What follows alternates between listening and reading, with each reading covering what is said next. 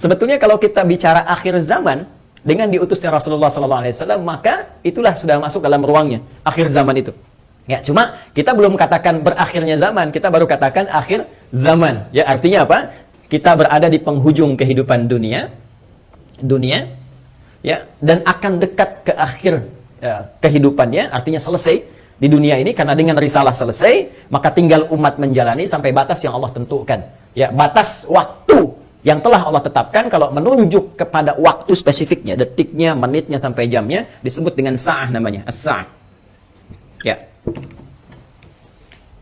Nanti di periode ini ada kejadian-kejadian ya di mana segala hal bisa muncul, ya, bisa terjadi banyak hal nanti kita sebutkan, baik itu nanti huru-hara, baik itu banyak musibah, baik itu nanti selesai kehidupan, wafat, bangkit, sesuatu terjadi. Sesuatu yang banyak terjadi, bangkit dan sebagainya disebut dengan qiyamah namanya. Ya, asalnya qiyam, sifatnya ditambah ta disebut dengan qiyamah. Karena itu nanti peristiwanya disebut dengan yaumul qiyamah. Yaumul qiyamah. Ya. Nanti ada surah Al-Qiyamah, surah ke-75, gitu kan? La uqsimu biyaumil qiyamah. Ini peristiwanya. Tapi kalau kita ingin menunjuk kepada waktunya spesifik, ya, berakhir nih waktunya, selesai, sehingga terjadi kiamat yang dimaksudkan. Kita serap ke dalam bahasa Indonesia menjadi kiamat. Ya, berakhir waktunya disebut dengan sa'ah. Sa'ah menunjuk kepada, kalau sekarang dalam bahasa Arab standar sekarang sa'ah disebut jam. Ya, jam ada detiknya, kan sa'alan. Jam berapa sekarang? Ya, sampai ke detiknya, sampai ke menitnya dan seterusnya, itu menunjuk kepada waktunya disebut dengan sa'ah. Ya, karena itu teman-teman sekalian, ketika Allah menegaskan kapan terjadi tepatnya terjadi kiamat ini, menunjuk pada waktunya, itu hanya milik Allah Subhanahu wa taala, prerogatifnya. Ya, karena itu di Quran surah ke-31 Luqman, di ayat ke-34, ayat terakhir, hal pertama dari 5 hal yang menjadi hak prerogatif Allah, kalimatnya langsung menggunakan kata sa'ah. Innallaha 'indahu 'ilmus sa'ah. Ini. Kalimatnya menggunakan apa? Sa'ah. Ya, di hadis Muslim, nomor hadis yang ke-8, disebut dengan hadis Jibril, ya, alaihissalam, ketika beliau bertanya mengonfirmasi kepada Rasulullah, ya, Sayyidina Muhammad SAW, bertanya tentang kapan tepatnya terjadi kiamat. Maka kalimat terakhirnya ketika bertanya tentang iman, Islam, ihsan, mata sa'ah. Mata sa'ah, kapan tepatnya terjadi kiamat? Nabi menjawab, mal mas'ulu anha bi'alama minas sa'il. Kenapa penting saya sebutkan ini? Nah, ada langsung firman Allah dalam Al-Quran, pembukaan satu surah, di surah ke-54, Al-Qamar. Ya, Al-Qamar. Dalam pandangan Allah, Allah menyebutkan bahwa ketika Rasulullah diutus sebagai Rasul di akhir zaman, artinya zaman ini terakhir dalam kehidupan, nggak ada nanti umat yang baru lagi, nggak ada Rasul diutus lagi dan sebagainya, itu sudah Allah mendeklarasikan satu pembuka kalimat dalam firman yang sangat singkat tapi tajam sekali. Iqtarabatis sa'ah. Iqtarabatis sa'atu wansyaqqal Qamar, Quran surah ke-54 ayat yang pertama. Jadi Allah sudah menyampaikan sejak Nabi SAW diutus, kurang lebih 15 abad yang lalu, kan? Allah menyampaikan iqtarabatis sa'ah. Ya, masa itu sudah dekat. Ya, jadi sejak diutusnya Nabi, Allah sudah mendeklarasikan, sudah menyampaikan, ya, menginformasikan pada seluruh hambanya bahwa ini kejadian ini sudah dekat.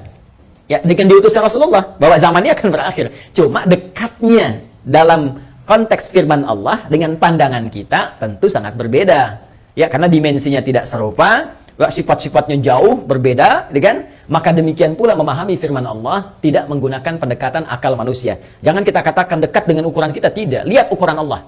Ya, di mana ukuran Allah? Lihat surah Al-Ma'arij misalnya, ayat yang ke-6. Innahum yarawnahu ba'ida wa narahu qariba. Ya, mereka melihatnya masih panjang, kami melihatnya dekat. Kenapa? Karena ukuran waktu di sisi Allah, ya, itu sudah nggak pakai ukuran standar manusia lagi. Beda dimensinya. Ya, kita keluar dari wilayah kita di Indonesia dengan Malaysia sudah beda 1 jam. Ya, kita bisa ke Amerika, ke Kanada, itu sudah beda terbalik. Bisa di sini siang sana malam. Ya, baik. Ini apalagi kita ukur dengan konteks kehidupan akhirat. Ya, ya, ketika Allah berfirman dengan kita di sini, ya, antara kehidupan di luar bumi, di langit saja misalnya, itu yang sudah tidak ada gravitasi lagi, sudah gravitasi nol, itu perbedaan waktunya sudah berbeda jauh. Makanya ketika Al-Quran menginformasikan fi yaumin kana miqdaruhu alf sanatin mimma ta'udun, ya, ada 1 tahun bisa beda 1000 tahun. Dalam konteks orang dihukum di neraka bisa setahunnya, seharinya serasa 50.000 tahun, sehari bisa 1000 tahun. Artinya kalau Allah katakan misalnya 7 hari, berarti masih 7.000 tahun, ya. Ya, 2 hari berarti masih 2.000 tahun dalam konteks terkecilnya, dalam pandangan kita. Tapi kita tidak tahu kapan itu terjadi. Secara singkat, Allah sudah mengatakan bahwa sejak Rasulullah SAW diutus, ini keadaan sudah akhir zaman. Ya kan? 1. Dan sudah mendekat kepada kiamat. Cuma dekatnya itu kapan waktunya, kita tidak tahu. Dalam pandangan Allah dekat, dalam pandangan kita ngitung dari masa Nabi ke sini masih 15 abad, belum kiamat juga, ya kan? Sekarang belum kiamat juga, makanya jangan tanya tentang waktunya. Ya, yang ditanya persiapan kita apa? Ya, kalau Anda bertanya tentang waktu pada sesuatu yang sudah diatur, kaidah mengatakan sesuatu yang sudah diatur, jangan banyak ditanya lagi. Nanti menjadi semakin tidak teratur keadaan Andanya.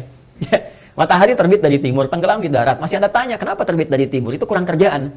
Ya, kurang kerjaan. Ya, kenapa malam gelapnya? Itu kurang kerjaan. Jelas ya? Kenapa? Karena sudah kita mengerti, itu ma'lumun bid darurah, sudah dipahami, sudah dimengerti. Naluri kita sudah bisa membaca, akal kita sudah mengetahuinya, ditanamkan dalam diri kita. Karena itu, sesuatu yang sudah Allah atur, jangan ikut-ikut mengatur lagi. Ya, Nabi pernah ditanya tentang kiamat, Nabi tanya, bagaimana persiapan kamu kalau terjadi besok? Jangan tanya waktunya. Karena Allah rahasiakan semua itu supaya memberikan getaran pada jiwa kita dan katalis pada diri kita untuk meresponnya dengan semangat beramal dan menyiapkannya. Itu poinnya.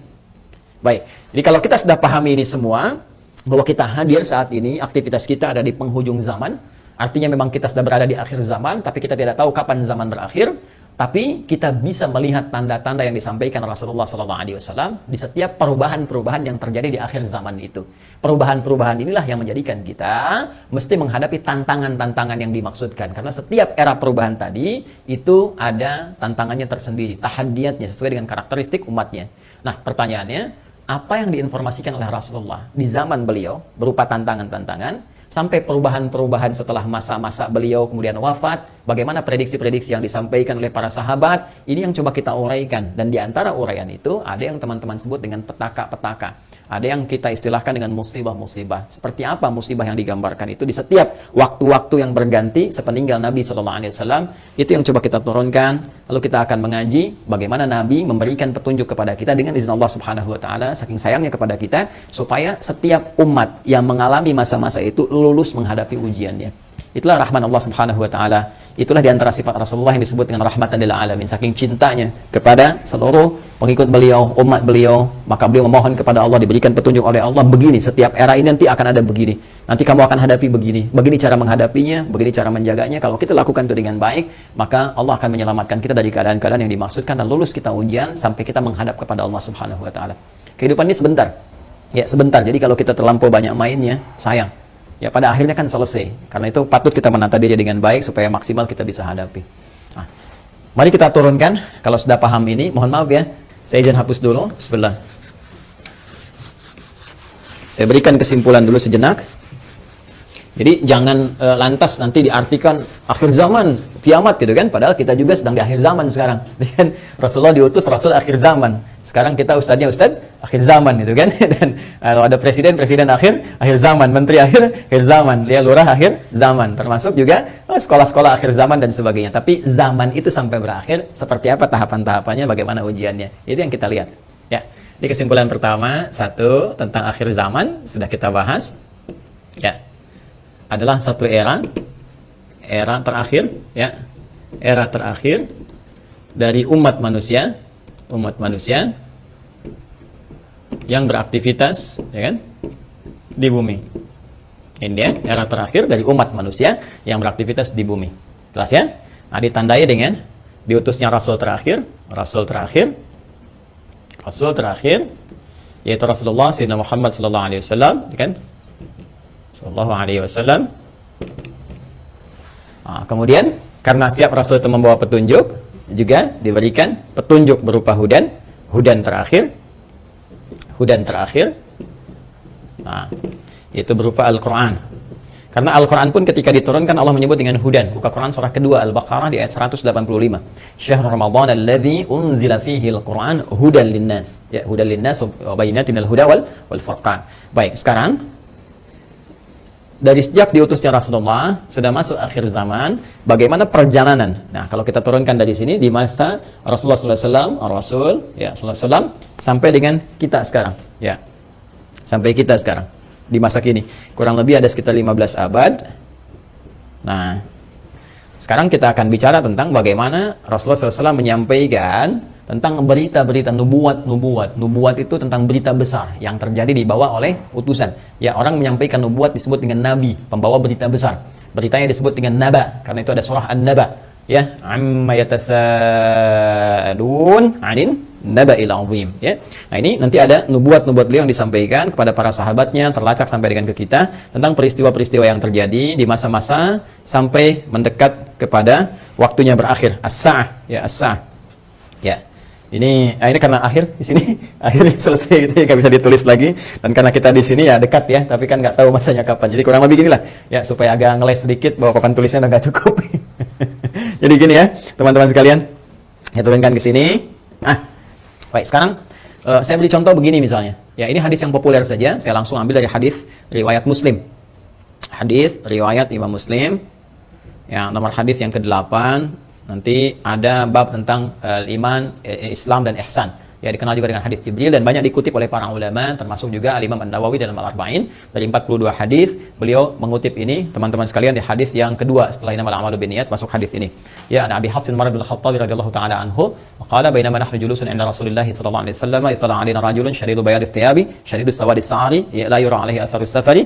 Nah, kemudian setelah itu dia datang kepada Nabi sallallahu alaihi wasallam, fajalasa ila Nabi sallallahu alaihi wasallam, fasnada rukbatayhi wa wada'a kaffayhi ala fakhidhihi, faqala ya Muhammadun akhbirni anil Islam, dijawab oleh Nabi, akhbirni anil iman, dijawab oleh Nabi, akhbirni anil ihsan, dijawab oleh Nabi. Terakhir kemudian mata sa'ah. Ya, bertanya tentang tanda-tanda as-sa'ah.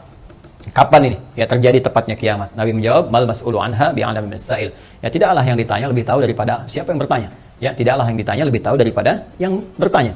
Jadi yang ditanya Rasulullah SAW ini kan Jibril, dekat dengan Allah. Allah Subhanahu Wa Taala berikan wahyu lewat Jibril sampaikan kepada Rasulullah. Tentunya ya malaikat Jibril lebih tahu dibandingkan dengan saya. Ya, ini juga pertanda ada dua hal. Pertama, pertanda ujian yang disampaikan malaikat kepada Nabi Muhammad supaya tidak mengarang sesuatu di luar apa yang Allah wahyukan kepadanya. Dan ini membenarkan risalah Nabi Muhammad SAW. Yang kedua juga salah satu pertanda bagaimana ta'zimnya, ya, kagumnya malaikat Jibril pada Nabi Muhammad karena merasa Rasulullah lebih dekat dengan Allah Subhanahu Wa Taala. Bagaimana dipuji dalam Al-Quran, wa innaka la'ala khuluqin 'azim, dijamin surga sebelum wafatnya, inna a'tainakal kautsar. Ya, tentu ada pertanyaan dari malaikat, nih hamba luar biasa disayang Allah, dan hamba manusia yang sudah pada tingkat tersayang dari Allah itu melebihi malaikat. Karena itu ketika Adam alaihissalam ya diuji oleh Allah, diminta, ditanya ini apa, ya, Al-Baqarah di ayat yang ke-31 itu, wa 'allama Adam al-asma'a kullaha, dan seterusnya sampai ayat 33, maka malaikat kan diminta sujud hormat. Ya, 34-nya. Wa idz qulna lil malaikati isjudu li Adama fasajadu, gitu kan? Maka mereka diminta sujud hormat kepada Adam alaihissalam. Apalagi Nabi Muhammad sallallahu alaihi wasallam dengan segala puncak ketakwaan dan kedekatannya kepada Allah, maka mengkonfirmasi malaikat karena melihat bagaimana kedekatan Rasulullah dengan Allah Subhanahu Wa Taala. Tapi tetap Nabi dengan tawadhu mengatakan, mal mas'ulu anha bi'alam minas sa'il.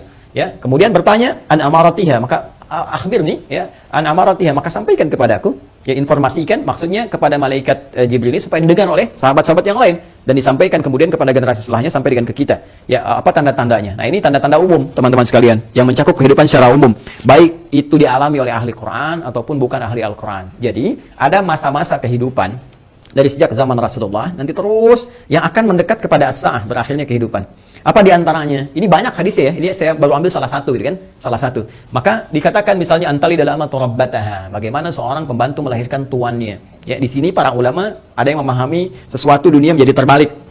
Ya, suatu dunia menjadi terbalik. Kalau kita lihat tekstual kan nggak mungkin pembantu kok lahiran tuan, kan? Nggak mungkin. Tapi ada yang mengartikan banyak hal. Ya, keadaan menjadi terbalik. Ya. Misalnya, mohon maaf ya, kan biasanya tuan yang mengatur pembantu, sekarang pembantu ngatur tuan. Ya, jadi nanti ditafsir dengan hadis-hadis lain, ketika yang benar disalahkan, yang salah dibenarkan. Kemudian pembantu melahirkan tuan, ada yang mengartikan dengan perzinahan, ya, selingkuh antara pembantu dengan tuan, dengan majikannya dan sebagainya, atau pemajikan memanfaatkan tuan dan sebagainya. Ya, ada kalimat-kalimat seperti itu. Wa antaral khufata wa alata. Ya, kemudian Anda bisa melihat kata Nabi sallallahu alaihi wasallam bagaimana pada masa itu orang-orang Badui yang ya dari jauh dari pedesaan tiba-tiba mendapatkan sesuatu yang luar biasa sampai ya tatawaluna fil bunyan, lomba meninggikan bangunan.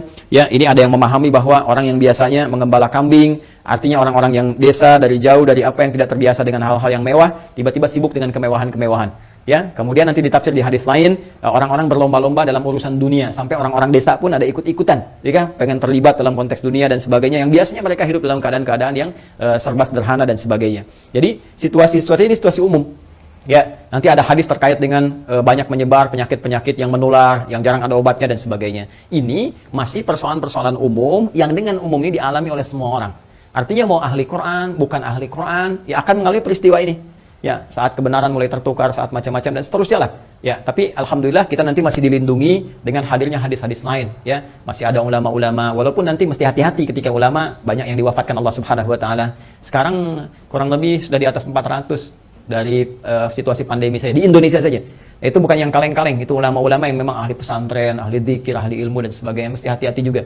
Ya, alhamdulillah kita masih ada orang-orang istighfar, bangun di malam hari, orang-orang yang mendekat kepada Allah, orang-orang yang taubat, masih kita dilindungi oleh Allah. Ya, jadi keadaan-keadaan ini, tapi petunjuk-petunjuk ke arah ini sudah mulai terasa. Artinya, Nabi menyampaikan setelah kehidupan beliau akan dialami masa-masa ini. Ya, jadi masa-masa ini sudah terjadi fitnah kubra dari masa tabi'in, ya, dari masa sahabat akhir-akhir ke tabi'in. Setelah itu kan ada juga peristiwa-peristiwa ini. Sampai juga di kita sekarang pun kita rasakan peristiwa itu. Tapi jangan disimpulkan berarti besok kiamat, kan Jumat lagi gitu ya. Jangan-jangan ngambil kesimpulan gitu juga. Ada variabel-variabel lain yang harus kita pahami, tapi kita mesti waspada. Ini berupa fitnah. Ini yang saya maksudkan. Ini ujiannya. Ujiannya. Ingat nanti ya, ada fitnah, ada musibah, ada bala, ada ibtala, itu beda-beda. Ya, itu beda-beda. Nah, ingin saya katakan bahwa ini ujian kita di sini. Ini ujian kita. Karena ini ujian kita mesti lulus, teman-teman sekalian. Nah, sekarang jangan langsung kita pahami ini kiamat besok ini. Tidak. Nabi ingin mengatakan di masa depan ada tantangan-tantangan tuh akan begini. Dan ini kalau tantangan-tantangan ini nggak bisa dihadapi, sudah ini akan menjadi variabel yang mempercepat terjadinya kiamat. Artinya cepat menuju ke arah ini. Ya.